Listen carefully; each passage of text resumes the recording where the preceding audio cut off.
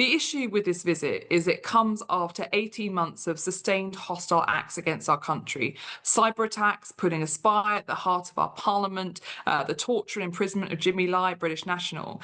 And so what message that sends is it doesn't matter what you do to our country, we will reward you with a propaganda visit to Beijing. So actually, yes, it is dangerous because it signals the end of deterrence, and we should be really concerned about that. The idea that because of actions from the White House that we do not appreciate and should not be happening, that we should jump into the bed of an autocratic communist regime, I'm sorry, is for the birds. But also the government is being very misleading on their arguments about how big of a trading partner China is for us. There is a trade surplus for China of 38 billion that is in our favour. They buy from us, and actually good exports, in fact exports overall from the UK to China, are down between 27 to 40% under this government. So actually what I want to see Keir Starmer do is recognise that we have heft in this relationship. We are not a small country, we are a significant one. And to have gone to China saying, we have preconditions. You said we had to approve the Chinese Communist Party embassy. He shouldn't have done it, but he did. But where were our preconditions, which should have been the release of Jimmy Lai and a reduction in hostile acts against our country in the months leading up to the visit, or even the release of sanctioning against British MPs? But he achieved none of those and came back with measly deals that had already been given to the French and German, and if I'm honest, do not make us safer or economically stronger. The individuals have been found not guilty, but a couple of years ago I was called into parliamentary security and sat down, and there was an individual from the Secret Services and from the Metropolitan Police Service, and they informed me that yes, I had been spied on over the last few years by an individual who was running a research team that I was chair of. The Crown Prosecution Service has also put in writing that I was spied on. But I'm proud of that because actually it shows that I was doing the actions that the Chinese Communist Party recognised were stopping them from securing their goals in making Britain weaker and more vulnerable to their hostile influence. So I make no apologies for the work I've done. I will continue to work to protect Britain. And yes, I'm very, very disappointed that I ever had to come across those individuals, but I will not be stopped from working to try and protect us. There is no question that I would not welcome any visit by Xi Jinping to the UK. The idea that we should be bringing him here, and what? Am I as an MP going to expect to go and listen to him speak to us in Parliament and tell me about how great their democracy is? Look, Keir Starmer's been really keen over the last few days to try and say that he's got to fix the broken relationship the Conservatives left him with China. That is abdicating the Chinese Communist Party's responsibility for why we had to change the relationship. We cancelled trade talks in 2019 because they were cracking down on human rights and democracy in Hong Kong. We stripped Huawei and stopped them from buying Newport wafer fab because they were trying to undermine our critical national infrastructure. Is he really saying that we should have allowed all those things to happen, let alone the activities in Xinjiang and everything else, with no repercussions? We're not like him. We are not going to give them free rein in our country, and I would not accept a visit. The problem is that Labour would open the door to China and allow them to stamp all over us. In contrast, I think we need dialogue with China, but there should be clear parameters. We should have clear requirements, but that put national security first. But also, the Chinese communists are very transactional. So let's go sector by sector when we talk about dialogue and engagement with them. But if the Prime Minister is scared to even say Jimmy Lai's name while he is in China, imagine how his family is feeling today.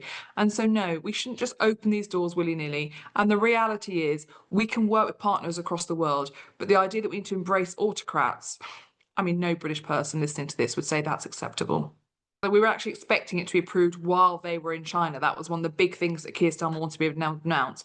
I'm pleased to see that they've paused on that. Let's see if they paused meaningfully about it or because they felt under too much pressure. But no, we should be really cautious. This is the same country that tried to take over our semiconductor factories, and I worked very hard to stop them. Obviously, we had Huawei. We've seen them put listening devices in number 10 and MOD vehicles, and now also in cranes. We should be really cautious before we let China anywhere near our critical national infrastructure, and I will always maintain that position.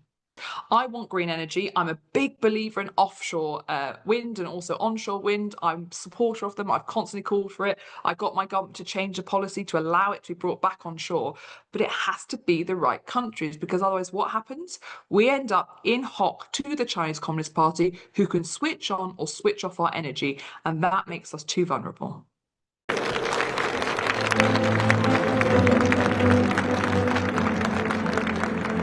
Thank you very very much, and good morning to everybody, and can I extend a especially warm welcome to all of our Chinese colleagues who are joining us this morning, and of course the delegation that's been travelling with us on this trip. And this is a historic trip, because this is the first time in 8 years that a British Prime Minister has been here on Chinese soil. 8 long years, a historic occasion. And we can feel that already. We've had key bilaterals yesterday with President Xi and also Premier Li. Very warm, very good meetings. Just the level of engagement that we hoped for on behalf of both of our countries to develop that comprehensive and strategic partnership that is both long-term and consistent. And that is the approach that I set out over the last 18 months. And yesterday we warmly engaged and made some real progress, actually, because the UK has got a huge amount to offer, and I was able to set that out. And as a result of our engagement, we've halved the tariffs on whiskey and also got visa-free travel to China for Brits. So really important access, symbolic of what we're doing with the relationship. And I wanted to showcase our delegation. We've got a great delegation of all the best, the top businesses across the United Kingdom, and cultural, sports and arts and museums are all travelling with us. So to our Chinese colleagues, I say please take the opportunity to mix with our delegation, because that engagement is so important. I fundamentally believe that the more we engage, the more we exchange, the more we take advantage of the opening of access to opportunities, business, art, culture, and so many others, then that is the way that we build the mutual trust and respect that is so important. So thank you very much for your warm welcome. Thank you very much for being here. The most important thing today is that you all talk to each other. We had a reception last night. There was a real buzz in that reception, because all of our delegation has had the chance to talk to their counterparts and to advance the opportunities that they want to take. So let's make the best of this time. Thank you so much for being here. Enjoy today, but most importantly, make sure you talk to as many people in the room as you can. Forge those links, take those opportunities, because that's the way, from my point of view, we deliver back to the United Kingdom and what we're here for, because we have great talent and expertise and businesses to share with you, and we want to take the relationship forward. So thank you very much. I look forward to talking to many of